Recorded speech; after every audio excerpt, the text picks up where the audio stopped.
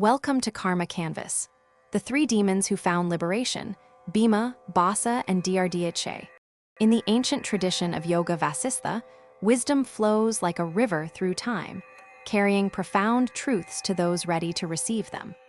We find ourselves in a sacred moment between the great sage Vasistha and his devoted disciple Rama, who sits at the feet of enlightenment, thirsting to understand the nature of liberation and bondage. The sun sets over the Himalayas as the sage prepares to reveal a story that will illuminate the path to freedom, a story hidden within the fabric of consciousness itself. Rama, my beloved student, you have asked the deepest question that a human being can ask. What is the nature of bondage, and how does one achieve liberation? Listen well, for I shall tell you of three demons whose story reveals the very secret you seek. But first, understand this fundamental truth.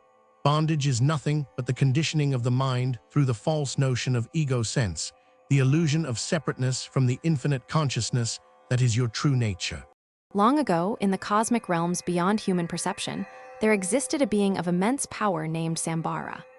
After creating three demons named Dhamma, Vyala, and Kata, Sambara witnessed a great tragedy. These beings, possessed of tremendous strength, fell into the trap of ego sense, believing themselves to be separate doers and sufferers, and thus they came to grief and destruction. Seeing this failure, Sambara reflected deeply upon the nature of bondage and recognized the source of their downfall. Resolved to create beings who would not fall into ignorance's trap, Sambara determined to use his creative power differently. This time, he would craft three new demons possessing not merely strength and supernatural abilities, but the precious gift of self-knowledge itself. With his divine magic, he set forth to create three beings who would embody the very wisdom that could dissolve ego and reveal the infinite nature of consciousness underlying all existence. And thus were born Bhima, Bhasa, and Drdha, three extraordinary beings luminous with inner light and wisdom.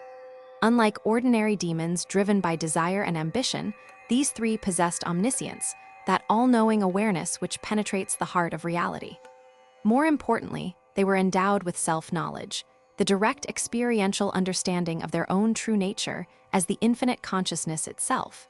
They were full of dispassion, free from the intoxication of ego that ensnares ordinary beings.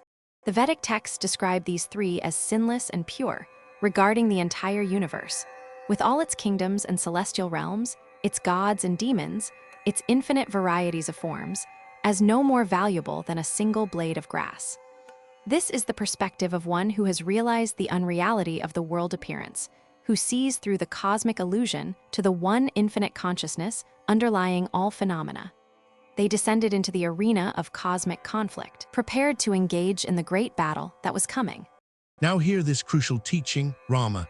When Bhima, Bhasa, and Drdha began to fight with the vast army of the gods, something remarkable occurred. Despite the terrible violence and chaos of the battle, despite the trauma of combat that would shatter ordinary minds, the ego sense did not arise in them. Whenever a thought of separateness threatened to emerge, they would immediately turn their inquiry inward, asking the liberating question, "Who am I?" This single inquiry, this flame of self-knowledge, would instantly dissolve the illusion of individual doership.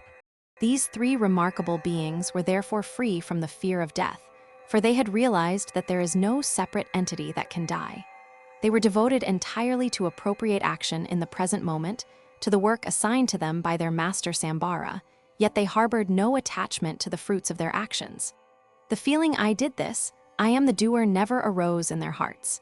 They existed in a state of perfect equanimity, neither rejoicing in victory nor despairing in apparent defeat, for they had transcended the very notion of personal doership. The celestial armies were swiftly defeated by the three demons, not through arrogance or the strength of ego, but through the irresistible power that flows from the absence of ego sense. The gods, sensing their impending doom, fled to the Supreme Lord Vishnu for refuge and protection. In that cosmic moment, the gods recognized a profound truth, that the greatest power in the universe is not brute force or tactical cunning, but the power of consciousness, freed from the illusion of separateness. At the command of Lord Vishnu, the three demons withdrew to another region, their work completed not through their personal will, but through the unfolding of divine grace. Yet this was merely the prelude to the ultimate teaching. For Vishnu himself then engaged in battle with Sambara, the celestial magician who had created these three remarkable beings. In that final cosmic encounter, Sambara was slain by the Supreme Lord, and in that very moment, something extraordinary happened to Bhima, Bhasa, and Drdha. When Sambara's body fell, Bhima, Bhasa, and Drdha experienced something that no ordinary being experiences at the moment of death. Because they possessed no ego sense, no sense of being a separate individual entity, when their physical forms dissolved, their consciousness did not reincarnate or take on a new body.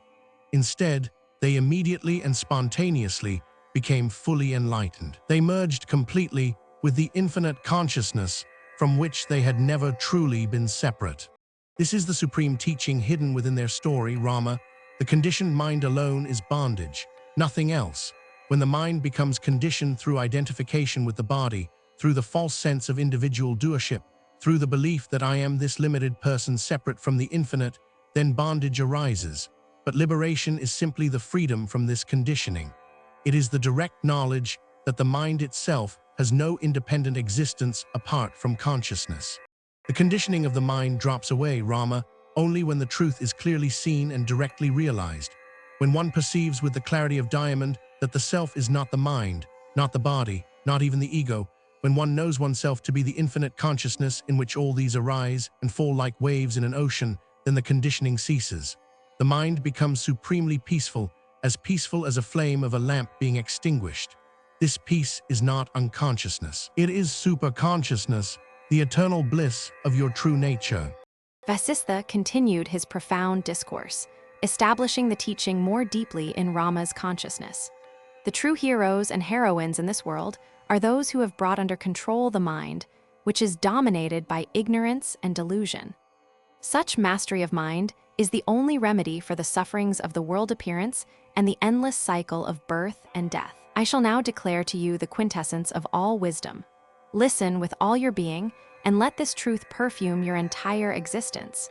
Bondage, pure and simple, is the craving for pleasure, the endless seeking of happiness through objects and experiences. And liberation is nothing but the abandonment of this craving.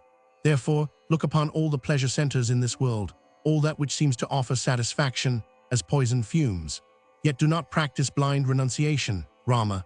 Rather, inquire deeply and seriously into the nature of these sense pleasures and directly perceive their inability to grant lasting happiness. When this understanding takes root, craving naturally ceases, and you can live in genuine peace. The sage elaborated further, revealing the deepest mechanics of bondage and freedom. By the cultivation of auspicious qualities, truth, compassion, nonviolence, equanimity, the mind gradually loses its false knowledge and conditioning. It becomes desireless, freed from the pairs of opposites such as pleasure and pain, success and failure. The mind finds rest in a state of peace and bliss, unpolluted by ego sense, by evil thoughts and attachments, by sorrow and delusion. When the mind abandons even its identification with the body, when it ceases to claim doership for any action, then the distinction between mind and consciousness itself dissolves forever.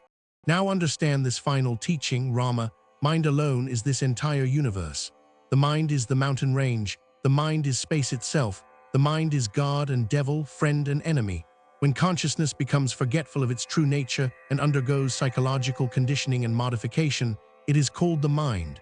This conditioned consciousness gives rise to the experience of birth and death. But you, Rama, you are not this mind. You are the infinite consciousness itself, the self-luminous awareness in which all minds arise and dissolve. Therefore, realize this truth. Free yourself from all notions of duality and live your life from this absolute understanding. As the night deepened over the Himalayan ashram, Rama sat in profound silence, the teachings of Vasistha having taken root in his heart like seeds in fertile earth. The story of Bhima, Bhasa, and Drdha had become his story, their liberation his own liberation already recognized. The sage smiled with infinite compassion, knowing that understanding had dawned in his student's consciousness. In that sacred moment, the distinction between teacher and student, between the enlightened and the seeker, dissolved into the one infinite consciousness that alone is real, eternal, and free. This is the essence of the Yoga Vasistha's wisdom. You are already free. You need only recognize the freedom that you have always been. The teaching, true liberation arises not from struggle or achievement, but from the direct recognition through self-inquiry that the ego sense is false, and that you are already the infinite consciousness, untouched by the world's appearance. Subscribe to Karma Canvas for daily wisdom from ancient spiritual traditions.